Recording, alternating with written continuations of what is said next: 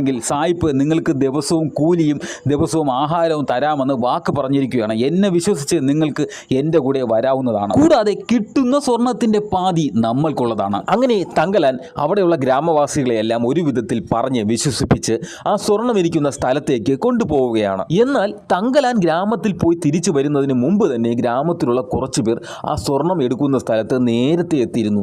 അവർ ഈ സായിപ്പിൻ്റെ കീഴിൽ വെറും കൂലിപ്പണിക്കാരെ പോലെ ജോലി ചെയ്ത് വരികയായിരുന്നു.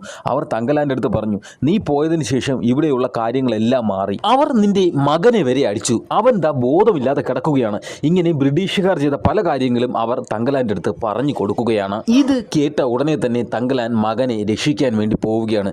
എന്നാൽ ബ്രിട്ടീഷുകാരൻ്റെ കൂടെയുള്ള ആൾക്കാരെല്ലാവരും കൂടി ചേർന്ന് തങ്കലാനെ വലിയ രീതിയിൽ അടിക്കുകയാണ്. എന്നാൽ ഈ സമയം സ്വർണ്ണമെടുക്കാൻ വേണ്ടി ഇവരെ കൂടെ വന്ന ആ ബ്രിട്ടീഷുകാരനുണ്ടല്ലോ, ആ ബ്രിട്ടീഷുകാരൻ അവിടെ വരികയാണ്.